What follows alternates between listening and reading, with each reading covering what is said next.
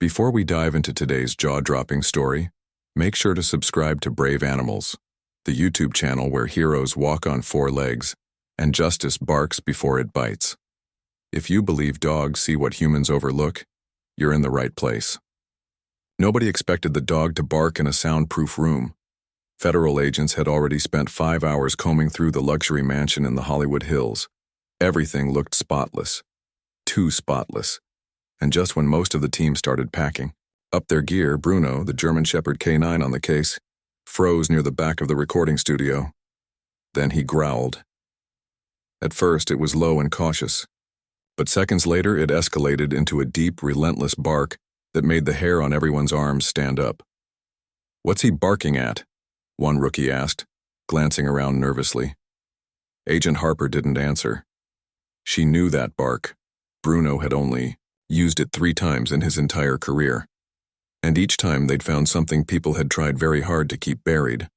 This wasn't just a dog barking. This was a warning. Bruno moved closer to the wall.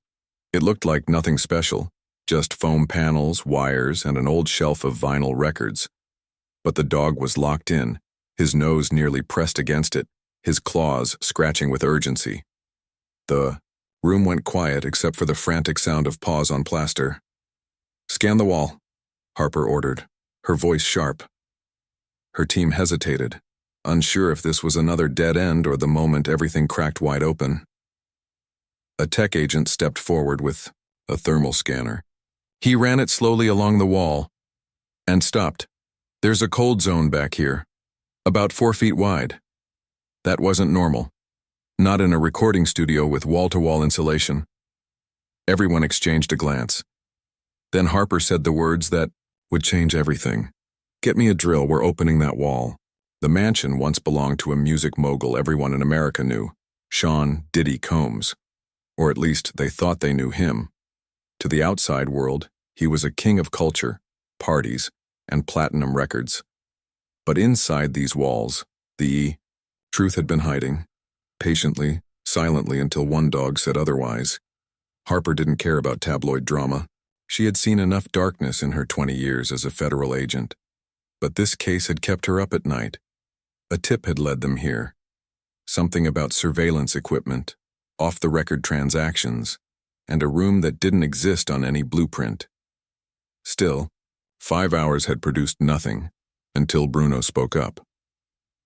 As the drill roared to life, the smell of dust and something older, something sour, filled the room.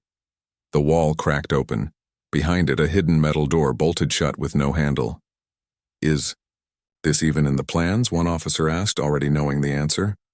"No," Harper said, "but it's exactly what we came for." The door looked industrial, not the kind you'd find in a home. It had a fingerprint scanner on the side, long since dead. The team set up a manual hydraulic pry bar and forced it open. What lay behind? It was more than a room. It was a vault of secrets. Bruno was the first to step inside. The space was no bigger than a walk-in closet, but every inch of it told a story. There were dozens of tapes, each labeled with dates and initials. A desk with 2 drawers. An old leather chair with faded bloodstains along the armrest. And in the corner, a locked steel case. Harper's gloved hands picked up one of the tapes. Cam 2 Poolhouse 411. She looked at the initials.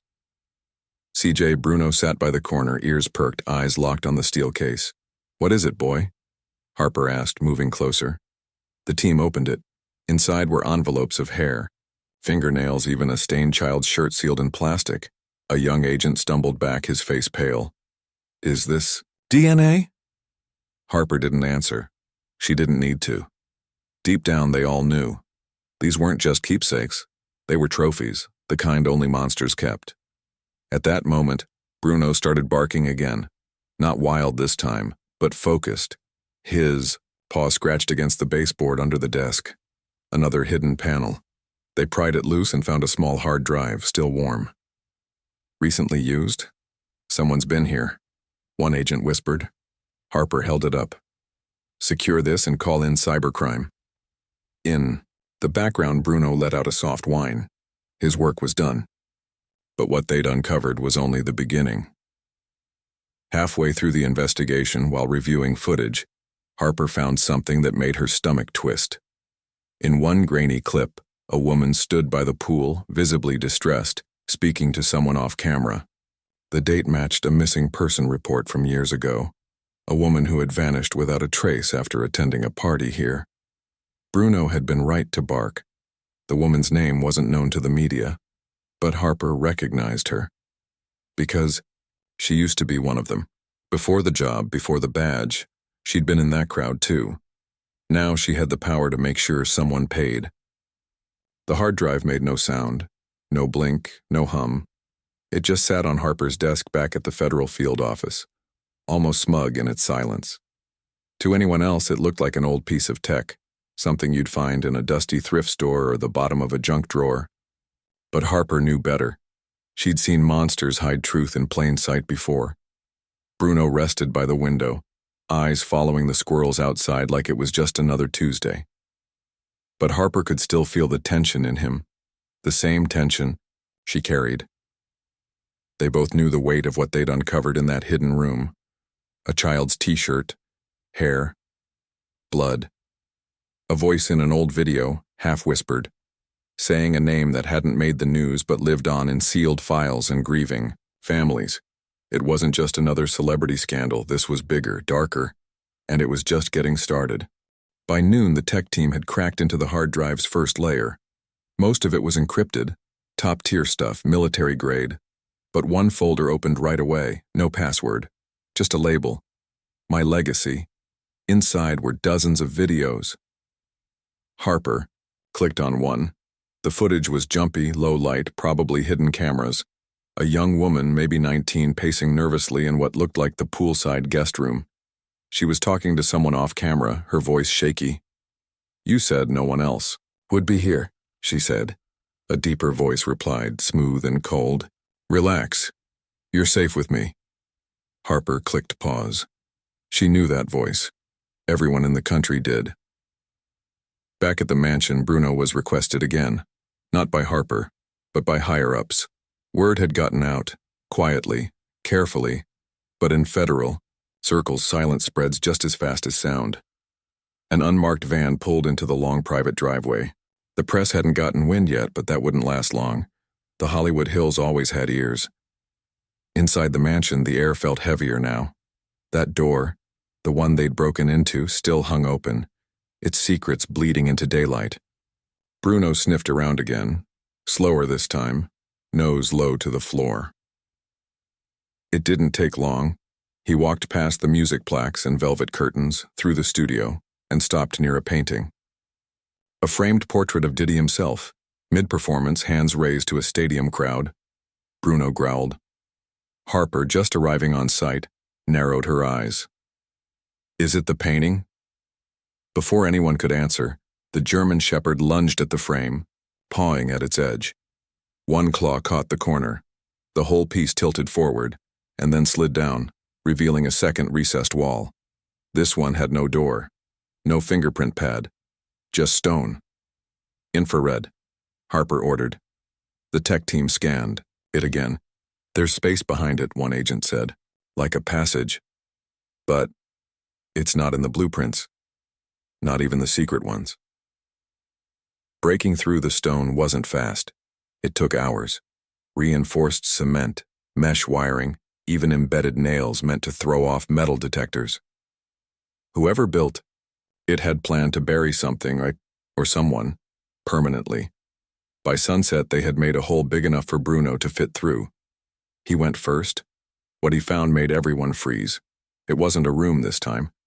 It was a tunnel, 6 feet wide, descending into darkness.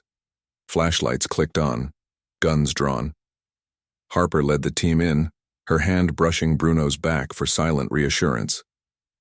They walked for 30 yards before reaching a second chamber. This one was unfinished, raw concrete, water-stained walls, and a smell that stopped everyone cold. It smelled like fear. Inside were more tapes, old film reels, storage boxes labeled with initials and years, 2004, 2007, 2011. In one corner sat a rusted chair with straps on the arms, Nearby, an old microphone dangled from the ceiling, swinging slightly in the draft.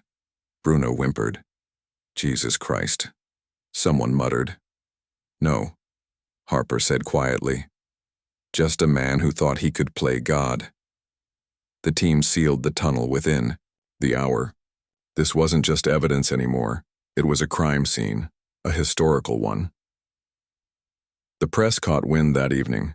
Helicopters buzzed overhead. Satellite vans lined the street. Diddy's lawyer released a vague statement. My client has no knowledge of any hidden areas on the property. This is a politically motivated attack. But Harper didn't care about statements because the DNA results had come back. 3 of the samples recovered matched missing persons cases that had gone cold over a decade ago. One of them was Harper's personal nightmare, a girl named Elise Morrison, last seen attending an after-party hosted by Diddy in 2010. Harper remembered Elise's mother. She'd worn a sunflower pin to every hearing, every news conference. She'd kept hope long after it became a cruel joke. Tonight, Harper would call her, and for once she'd be able to say, "We found her." Bruno was quiet on the ride home. He sat upright in the back seat, eyes watching the blur of headlights and shadows. Harper glanced at him in the rearview mirror. "You knew," she said softly. "You always know." He blinked once, then turned to look out the window. In her chest, Harper felt something crack, something old, something she thought she'd buried, like that room, like those tapes. But truth has a way of digging itself out. Sometimes all it needs is a paw and a bark. The tapes weren't just footage. They were testimonies. Each video Harper's team recovered from the hidden tunnel had a name scribbled in faded ink, often only first initials, sometimes full names. A few were crossed out, others followed by a single word: complied or vanished. And then there were the voices. Dozens of girls and young women, each one different, each one the same. Afraid, confused. Some laughed nervously, some pleaded to go home, some whispered secrets into microphones that had no business being in a private residence. Harper sat in the evidence room long past midnight, headphones on, back straight, jaw clenched. Her team had gone home hours ago, but she couldn't. Not yet. One tape made her stop breathing for a second. A girl, maybe 17, hair wet from a pool, wrapped in a towel. "I didn't know the camera was on," she said. He said it was just music stuff. Harper paused the video. She didn't want to hear the rest. Not tonight.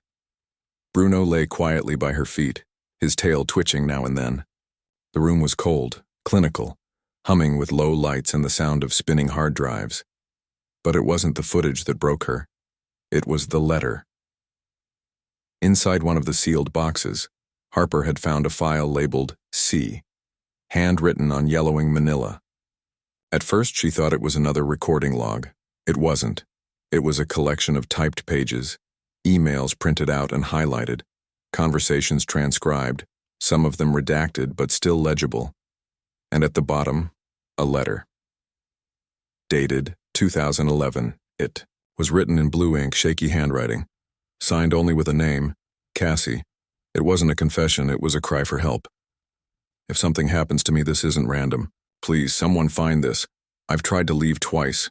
He said I'd disappear like the others, but I left a backup. It's in the place with no sound." Harper's hands tightened around the page. The place with no sound. The recording booth. 2 days later, they returned to the studio. The team had already picked it apart once, but this time, Harper brought Bruno again. And this time, they knew what they were looking for. Bruno walked calmly across the studio floor, sniffed a chair, passed the mixing desk, and made a sharp turn toward the isolation booth. The heavy glass door creaked open. Inside, there was nothing but foam panels, a stool, and a microphone. Then Bruno did something strange. He sat down and looked up. Harper followed his gaze. At the corner of the ceiling, one of the foam panels was slightly uneven, barely noticeable. But to Bruno, it was everything. She pulled it loose. Tucked behind it was a small Ziploc bag. Inside, a USB drive, wrapped in clear tape, marked with one word: truth. It took federal-level decryption to open the contents.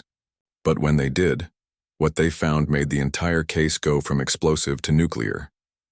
On the drive were encrypted folders, hundreds of pages of chat logs, email backups, private recordings, conversations between Diddy and unnamed contacts discussing removals, quiet settlements, and one phrase that kept repeating, controlled silence. Worse still, there were names, not just women, men too. Some high up in entertainment, others in politics, all of them connected by a pattern of payments, NDAs and travel arrangements that tied them to one place, this mansion. And the kicker? 2 of the names were currently running for public office. Harper closed her laptop. This was no longer just about Diddy. This was a system, a pipeline, a black hole of people who thought they were untouchable. But Bruno? Bruno didn't care about titles. He didn't care about money or politics. He cared about the smell of fear, the residue of guilt, the heartbeat of someone hiding something. He led her to truth without needing to understand it. That's what made him dangerous. That's why Harper loved him. The next morning, Bruno was awarded a Medal of Service in a quiet ceremony held at a local precinct.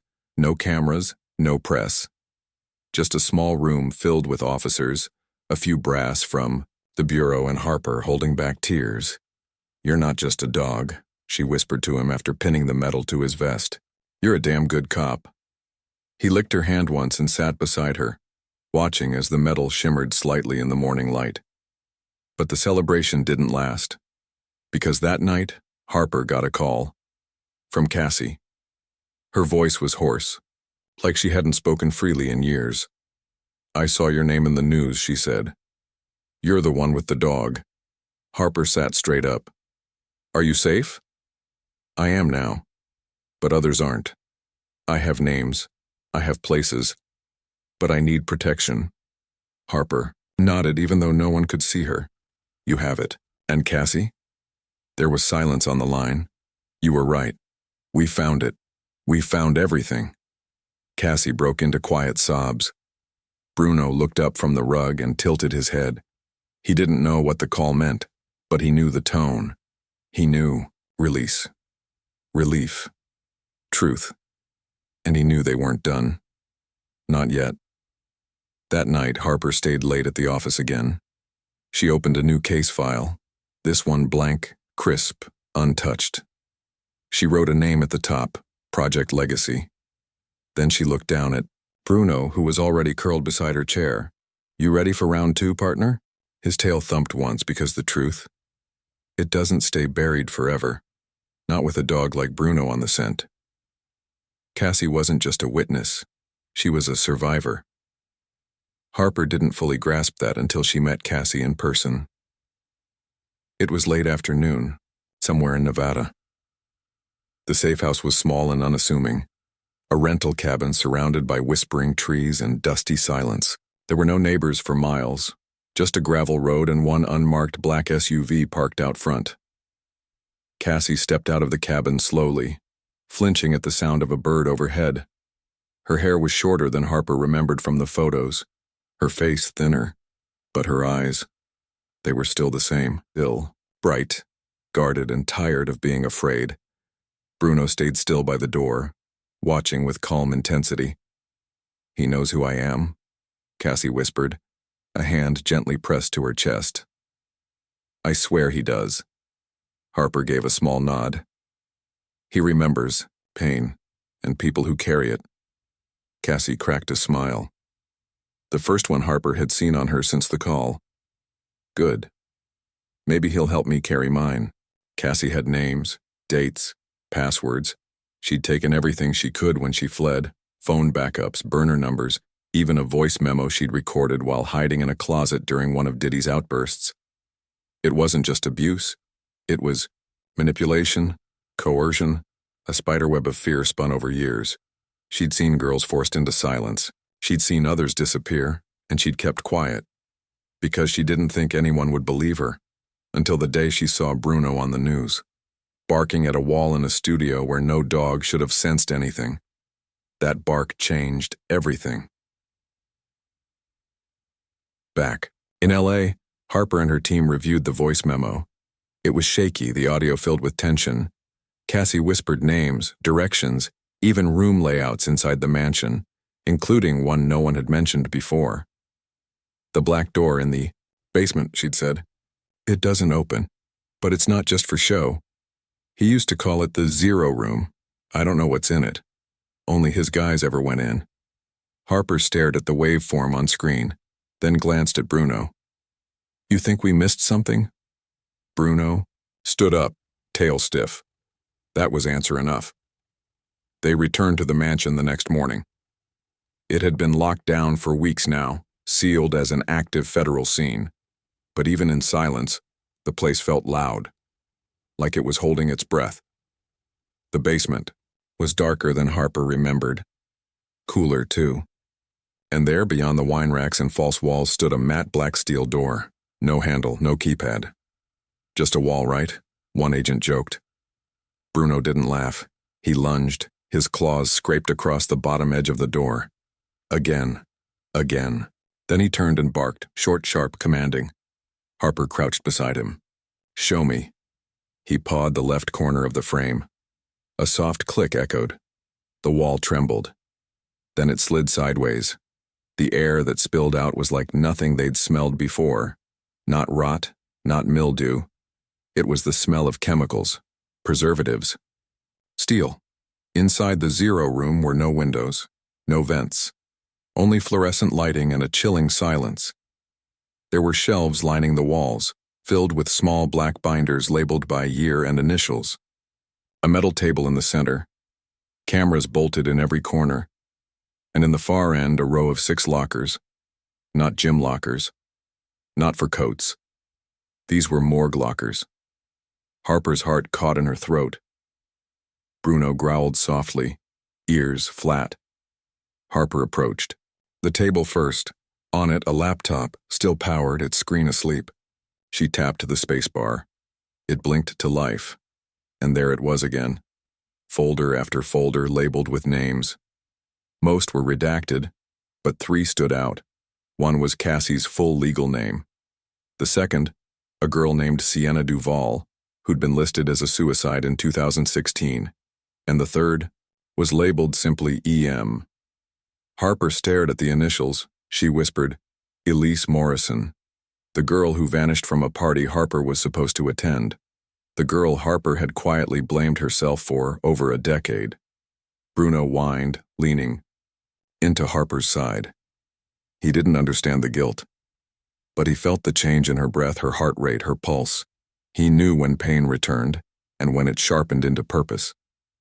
Back at HQ, the footage recovered from the Zero Room was handed straight to federal prosecutors. No news leaks, no social media, not yet. The case was shifting from a criminal investigation to a national reckoning. Politicians called quietly, lawyers louder. Several celebrities deleted entire histories overnight. PR teams scrambled, but none of that mattered to Harper, because one of the binders recovered had a list, a handwritten list of scheduled guests. Some were ticked off, others marked with stars. Cassie's name was on it 3 times, so was Sienna's and Elise's. But one name had no tick, no star, just a question mark. Harper's. Cassie's second safe house was under 24-hour surveillance. Now, the Bureau took no chances. Bruno had visited twice, each time making her cry with a soft nudge and warm stare. You know what I think? She told Harper one night. I think he was waiting. Like, for a command. Harper nodded. That's how good dogs work. They don't act unless you ask. Cassie wiped her eyes. Well, I'm asking. Help me finish this. The final piece came unexpectedly. One of the redacted names in the recovered files turned out to be a studio executive, the same man who signed off on Diddy's last reality show pilot. He was arrested on unrelated tax evasion charges. During questioning, he cracked, said he knew about the vault. Said Diddy had a Plan Z, something buried outside LA in the desert. Said it was the real dirt, the kind that could erase careers, destroy elections, and end lives. One problem: no one knew where it was. Except maybe Bruno, because when Harper read that testimony aloud in the office, he barked once and walked over to the map. He put his paw down, and it landed on a remote area just outside Barstow. Harper stared at the spot, heart pounding. "You serious?" she asked. He sat. Because that's what good dogs do when they're waiting for orders. Barstow wasn't the end of the world, but it looked like it. The wind tore sideways across the open plains, kicking up dust and old regrets. The sun hovered, low and mean, casting long shadows on forgotten soil. No houses, no fences, just dirt, rocks, and the uneasy silence of a place where things had once been hidden. Harper stepped out of the SUV, squinting into the wind. Her boots hit the ground with a crunch that felt too loud. Bruno jumped down beside her, nose in the air. The K9 wasn't sniffing for drugs or explosives today. He was searching for something far more dangerous. The truth. "This is it," Harper said, glancing down at the GPS. "Same coordinates he gave us." Bruno didn't need the map. He was already walking, nose to the dirt, tail rigid, ears pivoting like satellite dishes. He stopped near a cluster of rocks and barked once. The sound echoed, not over the landscape, but under it. Hollow. The dig started slowly. 2 field agents with shovels. Harper supervising. Bruno pacing in tight circles. At first it felt like a waste of time. The sun blazed. The dirt was dry and stubborn. Then one shovel hit something that wasn't dirt. A clang. Metal. They cleared the debris slowly, brushing away layers of dust and stone. It was a steel container, the size of a footlocker. Old but sealed, double-latched, no markings. Harper knelt beside it, heart pounding. She could feel Bruno behind her, watching, waiting. They opened it. Inside, it wasn't gold or cash. It was worse. A single reel of analog film. 3 printed photographs, faded but recognizable. A drive. And a folder stamped confidential in red. Harper pulled on latex gloves, carefully lifted the contents. The top photo was of a group of men, arms around, each other drinks in hand, grins too wide. She recognized 2 of them instantly. One was a current senator, the other, a major news anchor. Bruno let out a low growl. He knew the scent now. Corruption. Back at HQ, the old film reel had to be run through a restoration machine. It was fragile, possibly a decade old, and coated in something sticky. Maybe intentional, maybe not. But the footage they recovered was clear enough. It showed a private room. Leather walls, no windows, low lighting. 3 men. 1 young woman, her eyes glassy, her body still. One of the men was clearly Diddy. The other 2, identifiable, public figures. Harper turned away before it ended. It wasn't just criminal, it was evil. The folder was even more damning. Inside were documents, handwritten letters, voice transcriptions, even psychological profiles. All of it pointed to a program called Project Silence, not just blackmail, not just cover-ups conditioning. The goal was to find, isolate, and restructure girls who could be molded into long-term compliant companions, or, if needed, erased completely. Some of the names were already known to Harper. Some were still missing. The folder ended with a list, 12 women. 9 confirmed dead, 3 unaccounted for. Harper underlined one of them, Cassie, and next to her name, handwritten, in blue ink was a date. It was tomorrow. Harper didn't wait for red tape. She called Cassie, no answer. She tried again. Straight to voicemail. Harper grabbed her badge, her gun, and Bruno's vest. "Let's move," she said. Bruno barked once, sharp, ready. They were out the door in less than 2 minutes. The safe house was supposed to be secure. Federal officers, cameras, fencing. But when Harper arrived, the front gate was ajar. The camera light blinked, off. Side window shattered. No alarms. Harper unholstered her sidearm and signaled for Bruno to stay behind her. He didn't. He pushed ahead, nose low, following something invisible. Inside, the living room was a mess. Cushions tossed, a chair overturned, a half-finished teacup still warm on the counter. No signs of struggle, no blood. But Cassie was gone. Bruno ran to the back room. Then, froze, a note on the bed.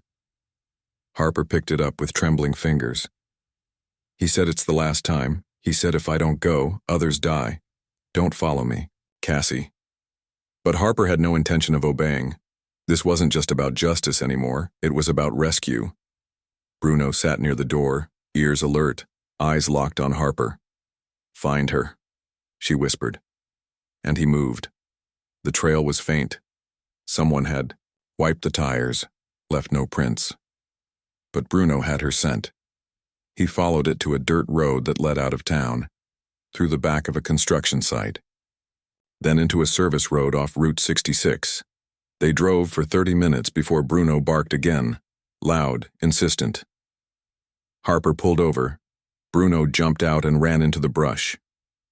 There, hidden by desert shrubs, was a black van, abandoned, no one inside. But, in the back, a bag, Cassie's and a scarf.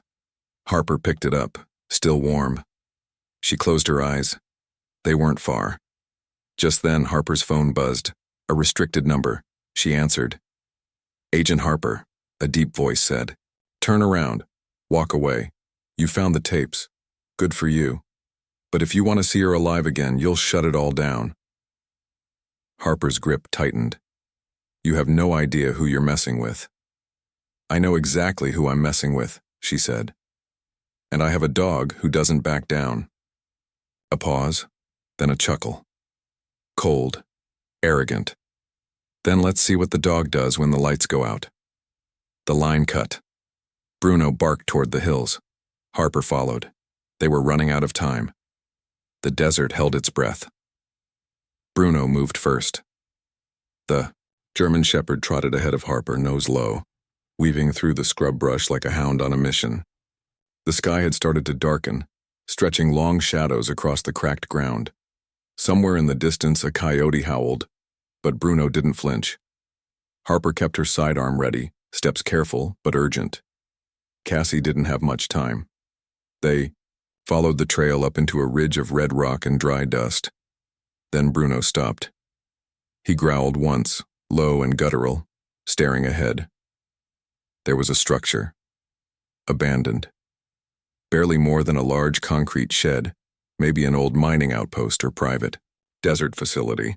From the outside it looked empty, forgotten, but Bruno knew better, and Harper did too. The door was cracked open just an inch. No lights inside. Harper clicked her radio off. No backup, no signal, just her, Bruno, and whatever was waiting inside. They slipped in. The air was dry and smelled of gasoline and bleach. Harper's eyes adjusted fast, years of training kicking in. The room was wide, concrete walls, rusted equipment on one side, old cables dangling from the ceiling. In the center, a single chair, and in that chair, Cassie. Her hands were zip-tied to the arms, her mouth gagged, her eyes wide. Harper raised her finger to her lips. Cassie nodded. Bruno didn't bark. He was locked in, silent, intense, circling.